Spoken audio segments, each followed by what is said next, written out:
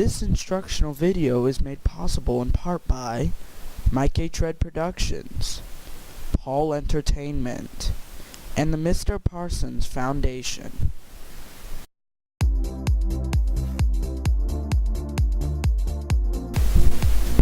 We're going to start by showing you the format of an ellipse. Now there are two forms, and both are very similar. The first one is x minus h squared divided by a squared plus y minus k squared divided by b squared equals 1. And the other one is x minus h squared divided by b squared plus y minus k squared divided by a squared equals 1. If b squared is larger than a squared, then the denominator should switch so that the larger number is always below x minus h squared.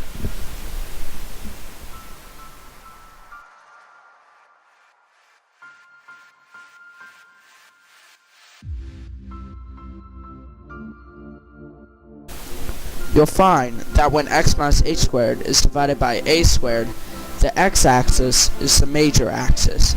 But when it is x minus h squared divided by b squared, the y-axis is the major axis. As you can see, Paul is drawing the graphs and what they would look like if x minus h squared divided by a squared was true, or x minus h squared divided by b squared is true.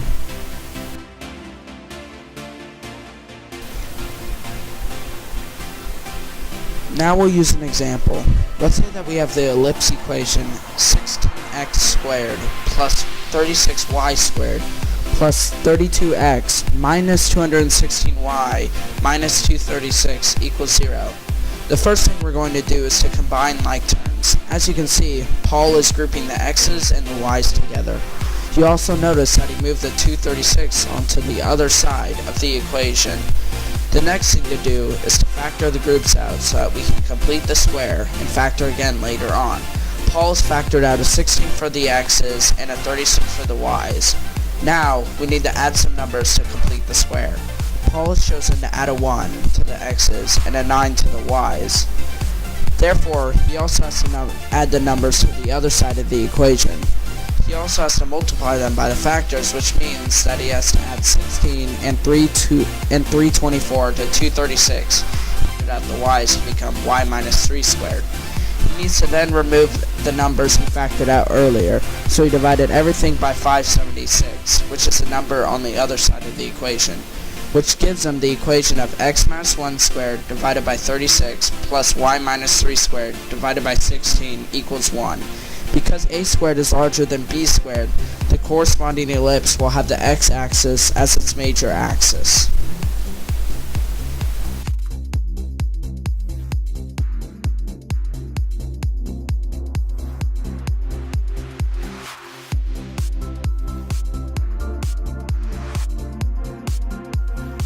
Finding the center is probably the easiest part of this entire process. The center is defined by the point h, k.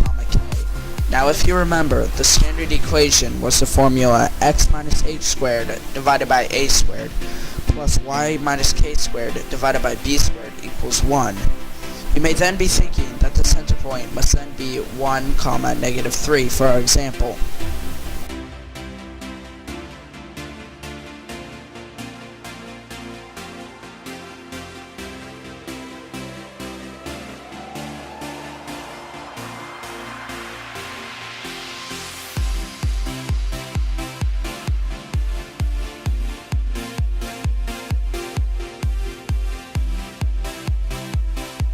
But, as Paul will show, h is actually negative 1, and k is actually 3. H is whatever x has to be for x minus h to be 0. Negative 1 plus 1 equals 0, so h is negative 1. Y is 3, because 3 minus 3 is 0, so the center point is the point 1, negative 1, 3. We hope that this video has taught you how to find the standard form and the center of an ellipse.